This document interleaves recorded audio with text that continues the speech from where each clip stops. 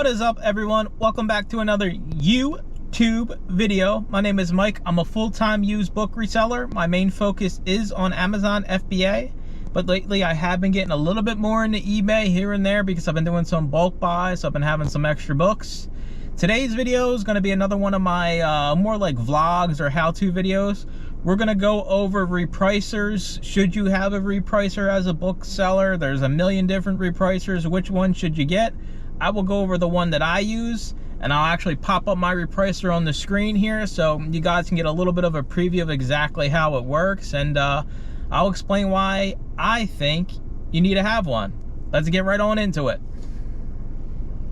All right, guys, so starting out selling books, do you need a repricer?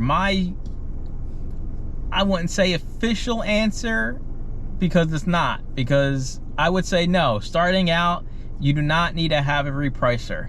When I started out, I was manually repricing my books maybe once or twice a day. Sometimes I'd miss a day here and there, but you run into a problem where you get so many in inventory that manually repricing books turns into an hour or 2 hours of your time every day. And that's when I think you got to shift into looking to getting a repricer. Now, I didn't know anything about repricers when I was first looking into it. I watched a few YouTube videos and I finally settled on one. And my advice would be, you can reprice your books manually until you get to that point where you have, I would say, 250 books in stock, or maybe even 200. So until you get to that point, you're not worried about a repricer. So let's get into like the benefits of a repricer and why it makes sense to get one. So the repricer I went with was Reprice It. So I'm not affiliated or anything with these guys. It's just the videos I watched, this seemed like it was the easiest to set up and maintain. I'm not a big tech person, although I YouTube videos. I have a YouTube editor, Brett.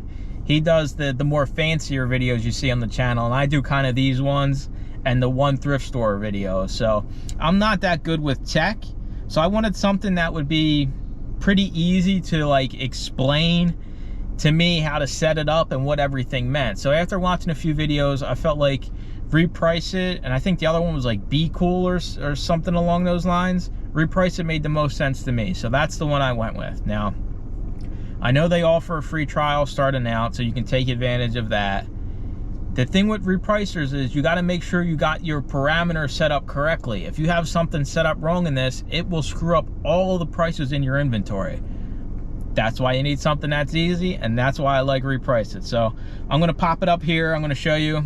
I'm at my home page here on Reprice It. So you'll see repricing templates. I have one for merchant and FBA. So I was doing merchant fulfilled when I first started with Amazon just to get a feel for it. So you can have multiple templates if you're doing merchant fulfilled. FBA, you can even have multiple FBA templates. So I'm gonna just show you guys my repricing settings and how easy it is to set this thing up, because once you start having a big influx of books, you're gonna wanna be repricing these things because Amazon has so much competition.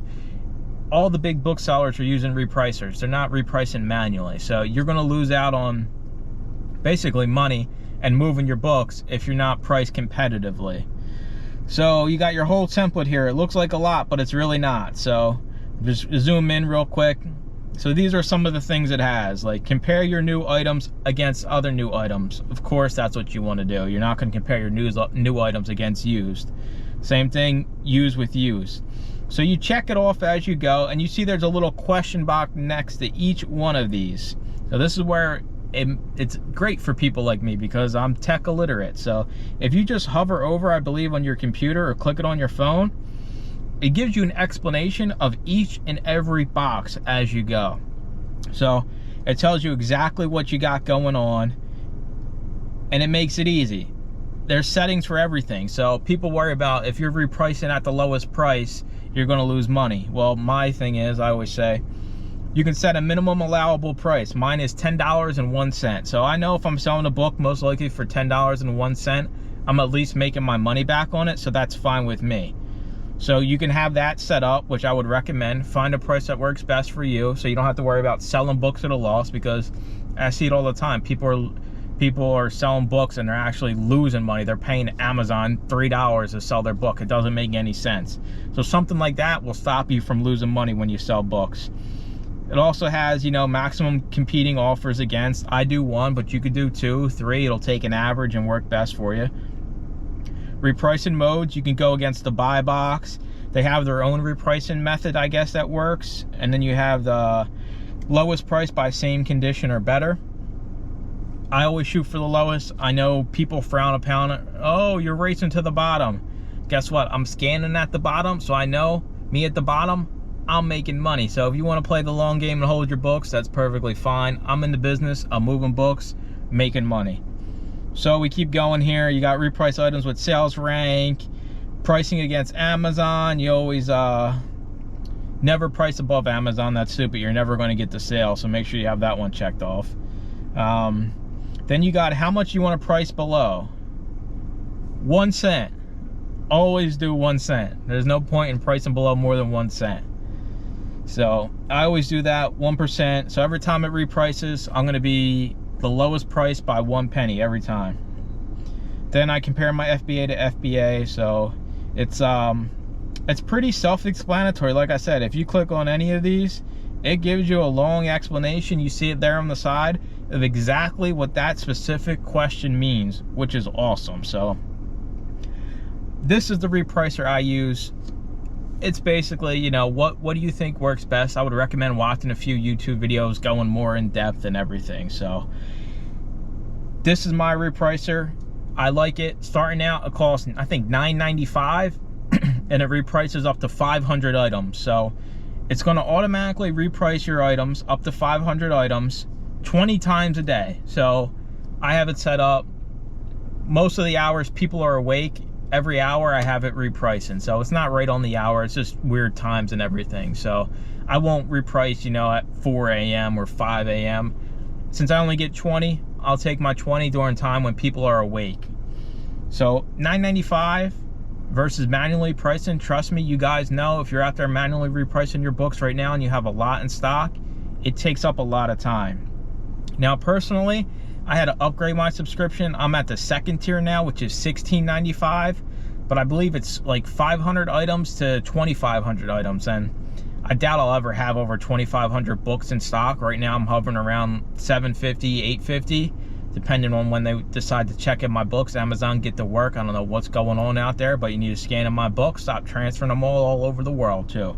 So this is my video on repricing. I believe if you want to be full-time or even part-time and you are finding lots of books and sending it in, you need it. The $9.95, you can write it off as a business expense anyway. So with taxes and everything, you're basically just saving yourself time and paying yourself less in taxes to have something like this that works for you. Reprice it. I'm not affiliated with them. I recommend it because everything is laid out so easily and everything has a specific explanation of exactly what you want to do. And like I said, you know, it's you can go to your reports after you've repriced it and it'll show you exactly like what's going on. So let's see here, items repriced. I'll just go into it just so I can show you guys. So this is going to show everything that it's repricing. Now it doesn't only move your prices down, it'll move them up. So let's see if I got any that are going up here. So you'll see a lot of price changes are just a penny because other people are using repricers doing the same thing. So you get undercut by a penny. So when yours reprices, it undercuts them by a penny. So you'll see here a lot of them are just minus a penny, minus a penny. I had one go up $1, which is good. So if the person underneath you sells and the next highest offer is above it, it's going to reprice up a penny above that higher offer. So it works both ways for you, and you'll see that as you get into it. But this is basically what you want to see. You don't want to see huge fluctuations with your repricer, because if that's the case, there's something screwed up. Now, if you guys do decide to get a repricer and you need help with any of it, I'm always available. Just feel free to reach out to me. I can send you my exact settings. I can screenshot them and email them or whatever works best for you. But I do feel like it's very important that you guys do get a repricer when you get above 200, 250 books, because your books aren't going to sell because other people are repricing more often than you, and they're going to get the buy box over you. So reprice it. Check it out, look into it. If you plan on doing this full time, or if you have a lot of books and they're not really moving, it's most likely because of the price. and you ain't gonna lose out on money. You're just undercutting people by a penny, honestly, and you don't even got to do the lowest offer. You can go off the buy box. So this is my video on repricing your books automatically. You're not doing it manually. I appreciate you guys for watching. Make sure to subscribe. I'm almost at 100 subs. I know it's not much to a lot of people, but I appreciate each and every one of you guys watching my video, commenting, liking, everything.